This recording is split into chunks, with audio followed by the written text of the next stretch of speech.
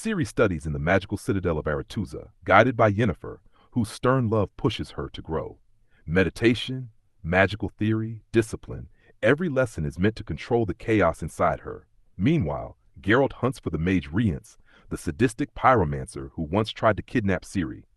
Their paths collide violently in a tavern, where Geralt defeats Rience, but the mage escapes through a portal, aided by a mysterious sorcerer whose face remains hidden. Yennefer arrives soon after.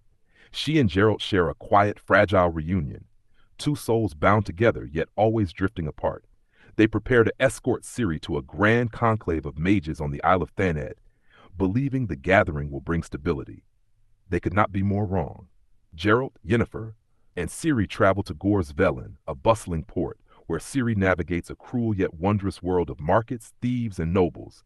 She realizes that adults wage wars on chessboards, but children like her become the pieces. Yennefer introduces Ciri to the life she might lead as a sorceress: elegant clothes, etiquette, influence. Ciri feels torn between her two worlds, the sword and the spell, Geralt and Yennefer, destiny and freedom. They board ship for Thanedd, unaware that conspiracies are now coiled around the island like vipers. The Isle of Thanedd shines like a jewel, its academies, gardens, and towers dazzling. But beneath the beauty lies deep division.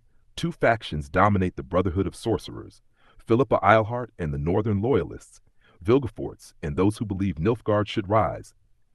Geralt, walking these halls as an outsider, senses danger. Yennefer, tied to politics she cannot escape, is forced to attend secret meetings, whispering of alliances and betrayals. Geralt discovers mages plotting to use Ciri as a tool in the coming war. He swears that no one, king or sorcerer, will decide her fate. But destiny has already set the stage. Night falls, a storm gathers, and then the world fractures. On Thanedd Isle, the Brotherhood tears itself apart. Northern Loyalists ambush mages suspected of aiding Nilfgaard. Nilfgaardian agents strike back with terrifying force. Portals flare, lightning crackles, blood paints the marbled floors. Geralt, caught in the chaos, fights to reach Ciri. He is confronted by Vilgefortz, one of the most powerful sorcerers alive, a man with cold eyes and impossible ambition. Vilgefortz offers Geralt a choice: join him and Ciri will be protected.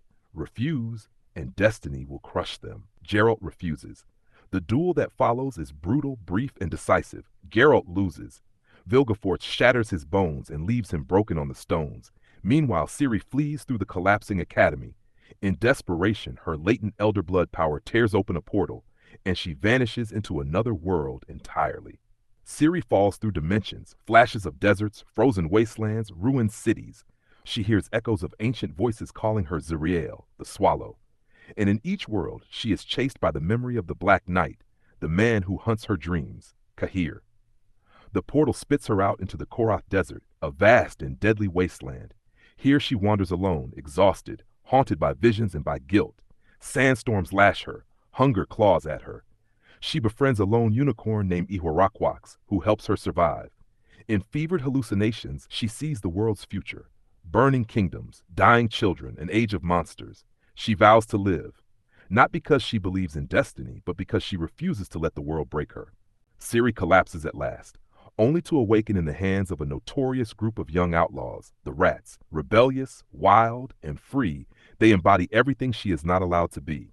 They rename her Falca, after a vengeful princess from legend. With them, Ciri discovers a dangerous thrill in freedom, in reckless living, in striking back at those who would harm her.